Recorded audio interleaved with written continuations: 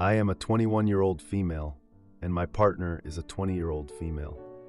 We just started actually dating, but we've known each other for a pretty short amount of time, maybe around 5 to 6 months beforehand. We used to hang out as friends and stuff like that. One day, we eventually just started making plans and hanging out. Since I have a studio apartment, whenever she would get too drunk or anything like that, she would just sleep over. After sleeping over, and through physical and emotional connection, we ended up wanting more of a relationship. It was definitely quick, but it didn't feel completely wrong at the time. She started opening up to me about how she's having problems with her parents, hinting that her dad is possibly hurtful. Eventually, she continued to spend the night and would go home at least 2 to 3 days out of the week. However, this recent time, she definitely overstayed probably about a full 7 days and didn't go home. Her situation is that she's been applying for jobs and she has been getting interviews. But when I first started hanging out with her as a friend, maybe a month ago, she was fired from her job and confided in me about it. I definitely feel like within that time, she could have put in more effort to find something so that she could be financially stable. Even a few weeks back, she went to New York extremely broke and would ask me to send her money and things. And I did send it to her because I did not want her to be unhappy and stuck in bed for her whole trip. However, it just seems like overall, I am placed in a financially supportive position. I'm always paying for her food. Every time she overstays, I have to buy extra tissues and paper towels for my apartment. Her only activities that she can think of involve going out to eat. And she didn't even leave or anything. I will say, she did get me gifts like flowers and a concert ticket, but my concern is even when she does have money, she still expects me to cover her food and things. Basically, I was slowly watching my bank account get drained day by day, the more that she was staying with me. Every time that I would ask, "Oh, so when are you going home?" she would get defensive and say, "So you don't want me here then?" which would make me feel pretty guilty. She managed to stay an extra 3 days because I didn't want to press her about going home or make her feel unwanted. But the majority of why I wanted her to go home was because of the financial stress that it was putting on me every single day. Even when I had groceries, she only eats specific things. So if I didn't have that, she just wouldn't eat. Whenever she wouldn't eat, she would be in bed all day on her phone and just not happy, not productive, none of that. So I was trying to avoid dealing with that. This is going to make me sound so silly and dumb, but I probably spent a good $500 to $600 in a month on her. My last straw was the other night when I started dropping hints that I just don't have enough money. I only had about $50 left, and she wanted me to DoorDash her food, which is even more expensive, and I said that I couldn't do that. She wanted Waffle House, and of course, she ordered 2 things.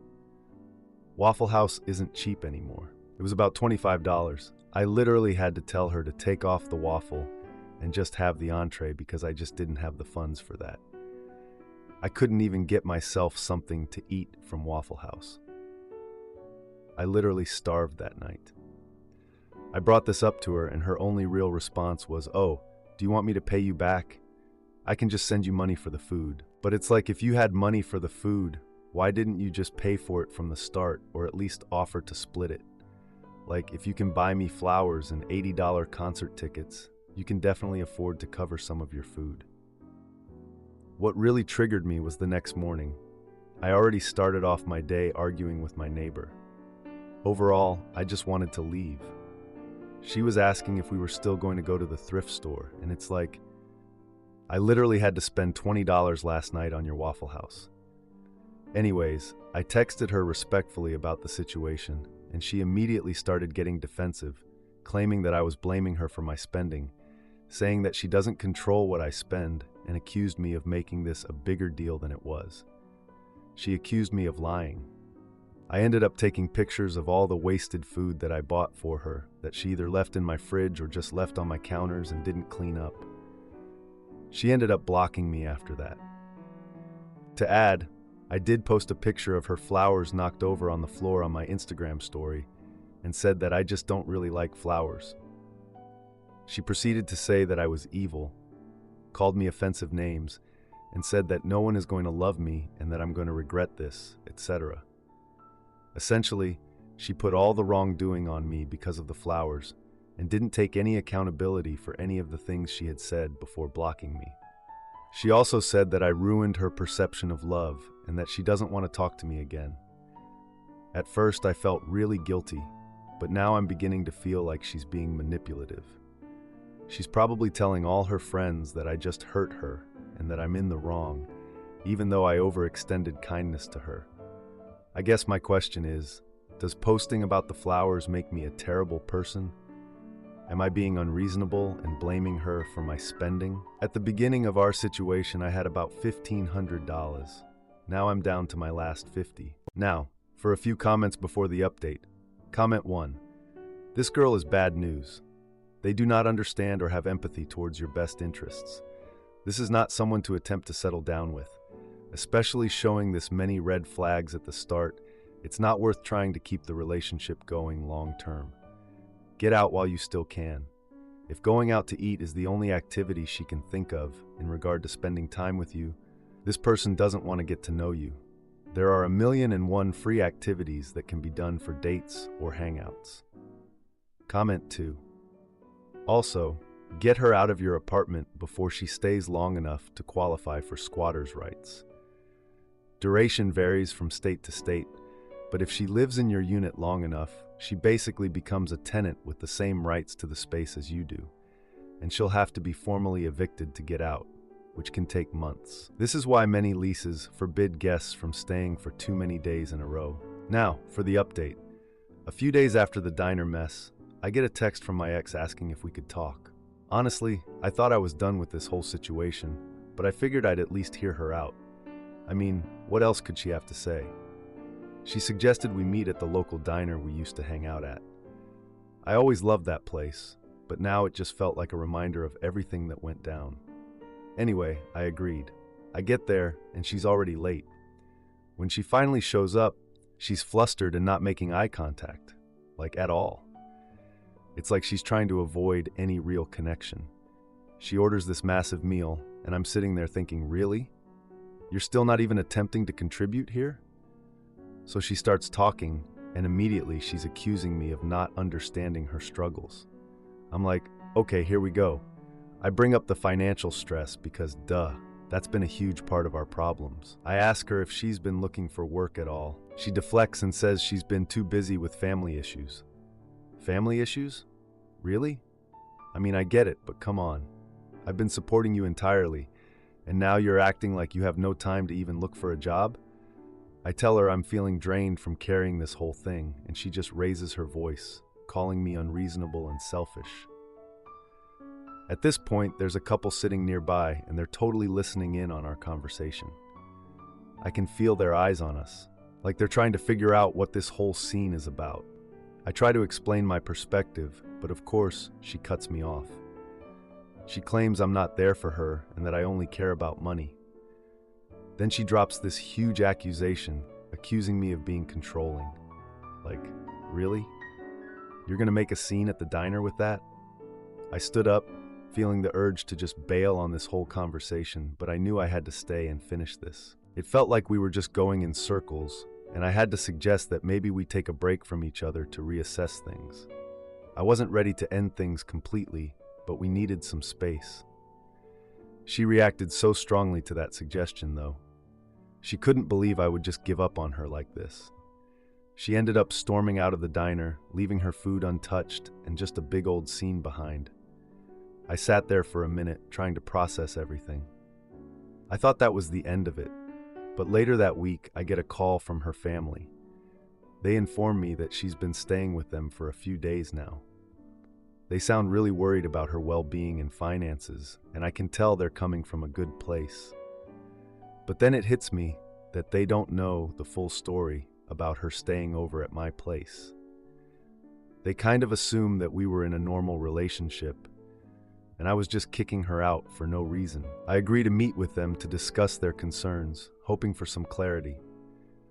At the meeting, her family is tense and defensive right from the start. They ask me about my intentions with her and why I'm not supporting her. I explained the financial burden I've been under and how she hasn't been making any effort to find work. It's like a light bulb goes off for some of them because they seem shocked. A few family members even expressed disbelief at her behavior, which is fair enough.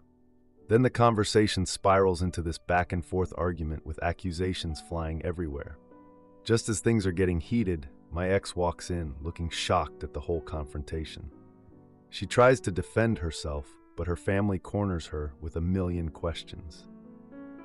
I emphasize that I care for her and want her to do well, but she has to take some responsibility. That's when she breaks down and admits she's scared and overwhelmed by everything. We end up having this long discussion, and she finally agrees to start job hunting. I even suggest we set some boundaries for our relationship moving forward to make things fair for both of us. Her family supports the idea and offers to help her find work. We all agree to check in with her weekly to hold her accountable. I feel relieved that we're at least moving in a better direction. It's not perfect, but I really hope this helps her get back on her feet. Edit.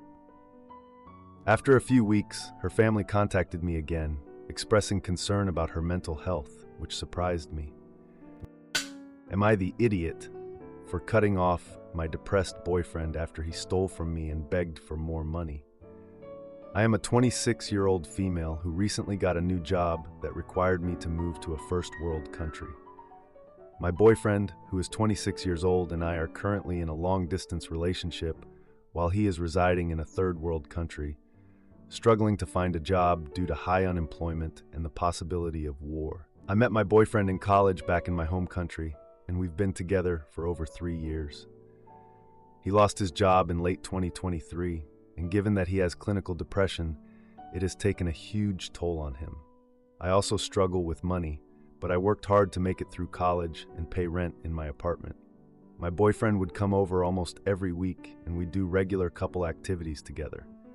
They weren't much, but they meant spending quality time together. During my last month of college, I submitted my dissertation and graduated, despite it being incredibly difficult for me to make it through financially. But finally, I earned my degree. I had one payment left to make to my college, which was about $1,400.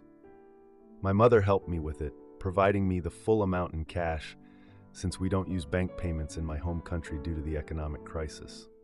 The last week before traveling for my new job, I wanted to pay the rest of my tuition, only to discover that my boyfriend had taken $600 from it without asking.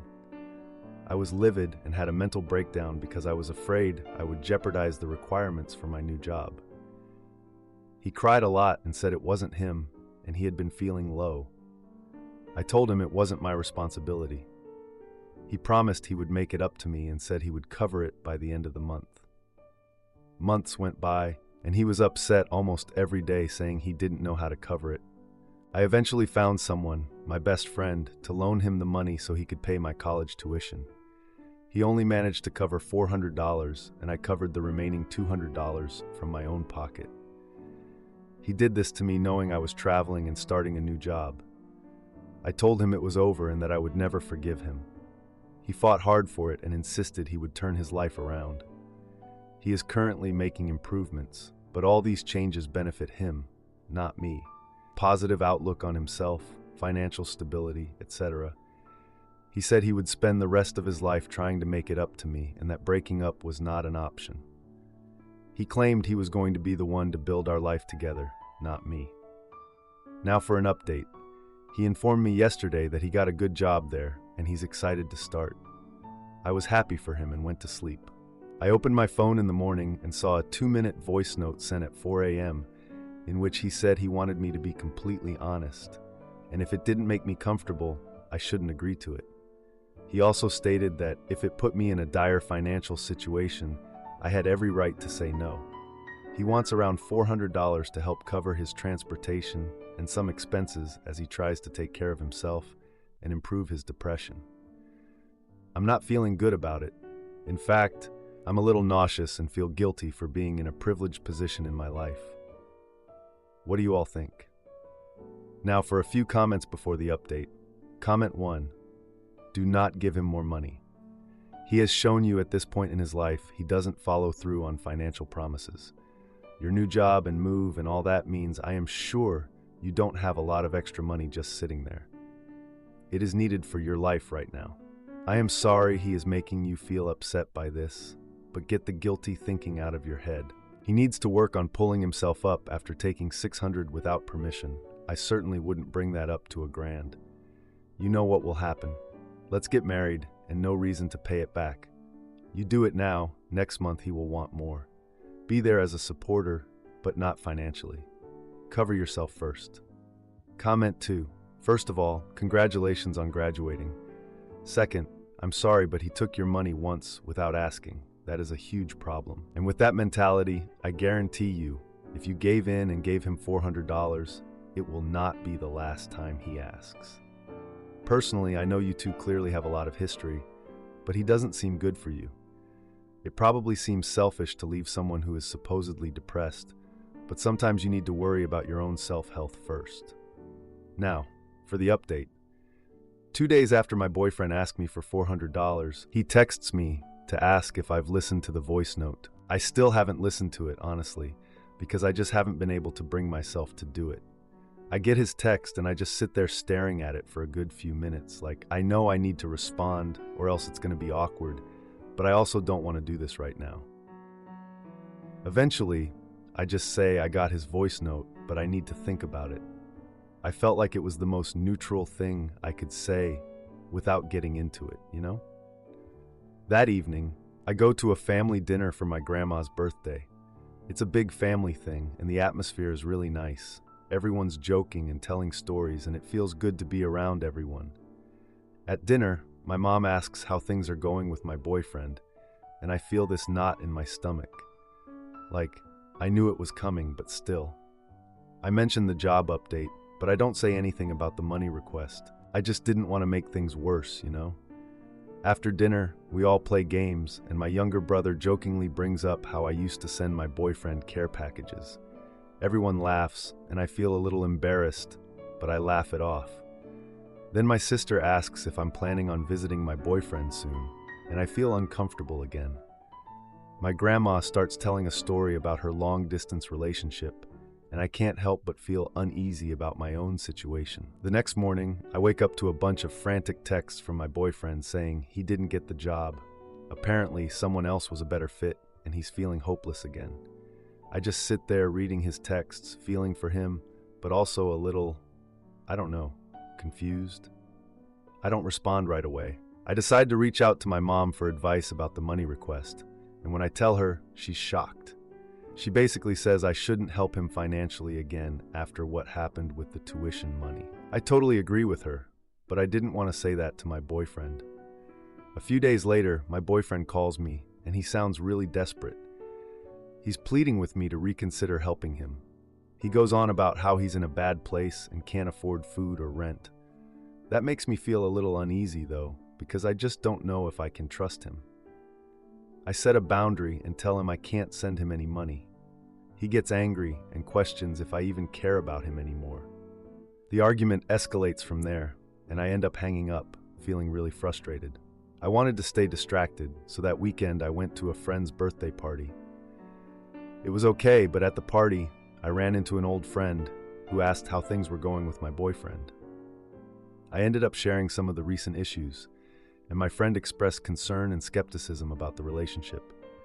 I appreciated it in a way, but it also made me second-guess myself. That night, my boyfriend video called me. He looked upset and started accusing me of abandoning him. He showed me his empty fridge and said he's been struggling to find food and housing. He even threatened to end things if I wouldn't support him. I just felt cornered and didn't know what to say. The next week, I saw on social media that my boyfriend was out with friends, posting pictures of a night out. He looked so happy, and it just infuriated me. I confronted him about the pictures, and he brushed it off, saying he's just trying to cope. The argument escalated, and he accused me of not caring about him. I just felt so unheard, so I decided to block him on social media. A few days later, I got a message from one of his friends asking why they're fighting.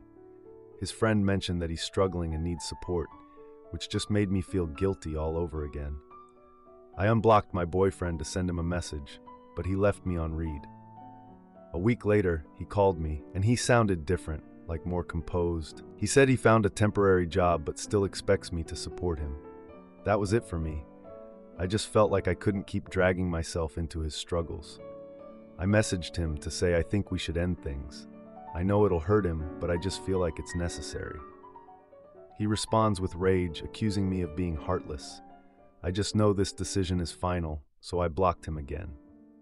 Edit. My boyfriend hasn't contacted me since I blocked him. His friends have reached out, but I've ignored their messages. Am I the idiot for walking away from my fiancé after discovering his affair and his lies about wanting kids?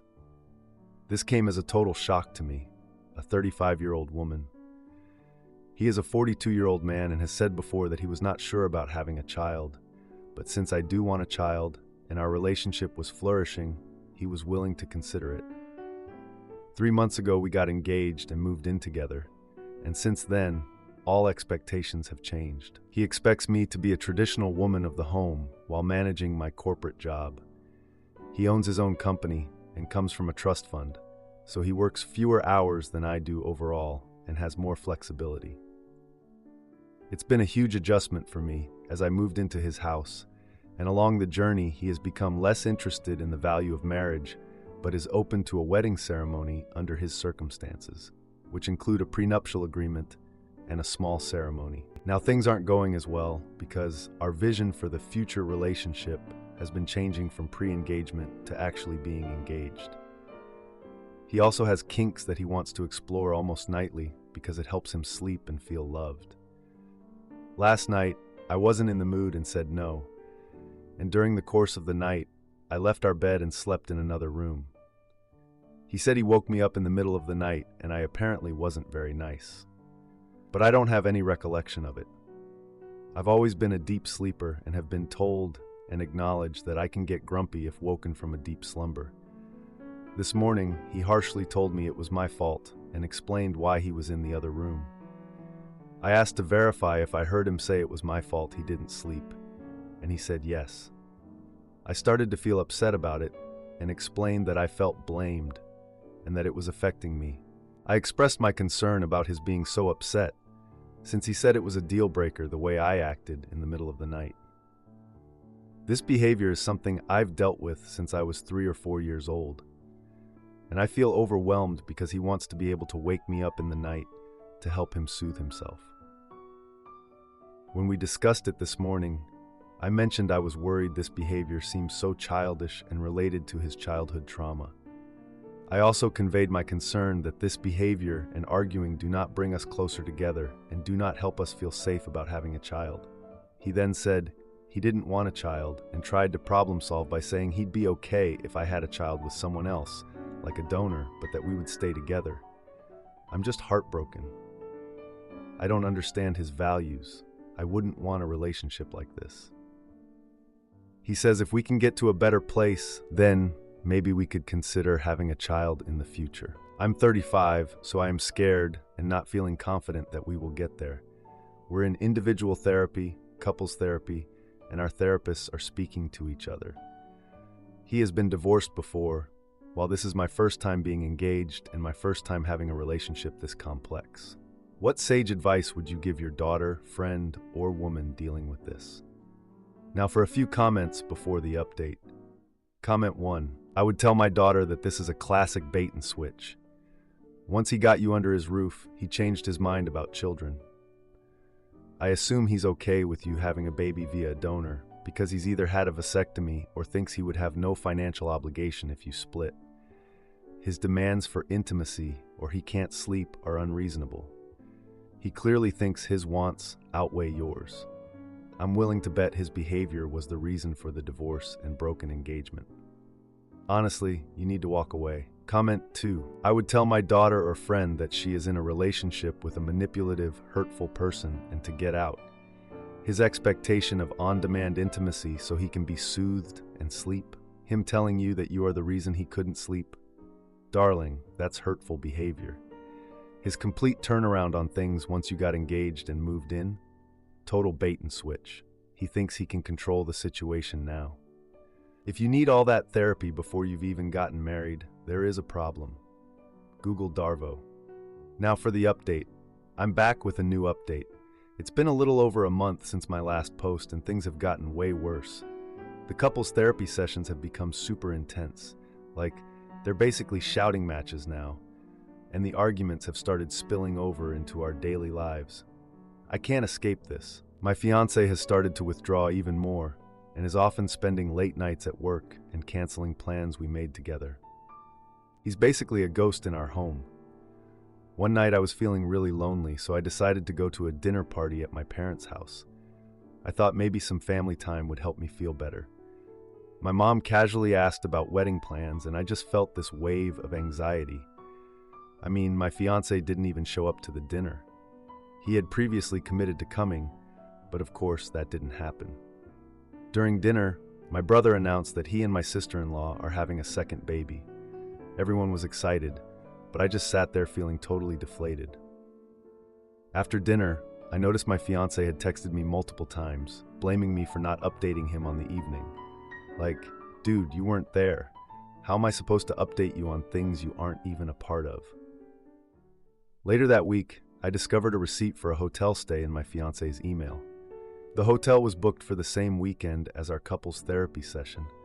That set off alarm bells in my head. I confronted him about it, and he claimed it was a work event he forgot to tell me about. Really? You forgot to mention a hotel stay for a work event? I started to investigate further. I checked his phone for texts and calls, and found messages that raised so many questions, including exchanges with a woman named Sarah.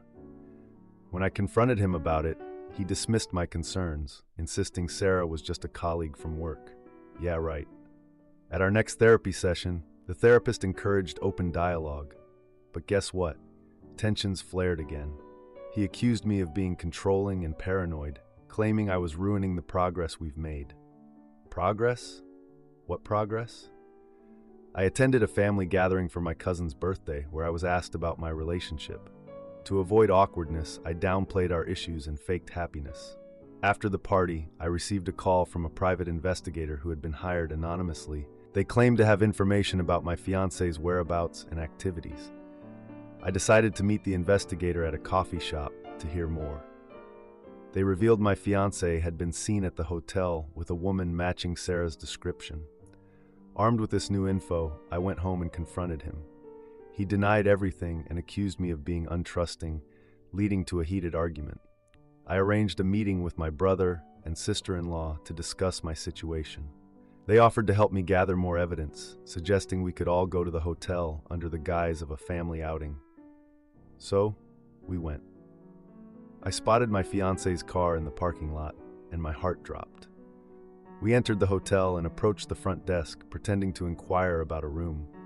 The staff mentioned a couple checking in, describing the woman as someone who matched Sarah's profile. We took the elevator and I felt this strange mixture of excitement and dread. We reached the right floor, and my brother knocked on the door of the room where my fiancé was staying. He opened the door and looked shocked to see us there. The confrontation was intense, and he struggled to explain as I stood there silent. Instead of arguing, I calmly turned and walked away, leaving him behind. Thank you for reading. Edit: after the encounter at the hotel, I ended our engagement and moved out. I blocked all communication with him. My brother and sister-in-law were supportive, helping me through the breakup. I was heartbroken but knew it was the right choice. I realized I deserved better. I'm focusing on myself now. If you like this video, you'll probably like these too. Also, while you're here, please consider subscribing. It's your support that keeps this channel alive and allows me to make better and longer videos. Have a great day.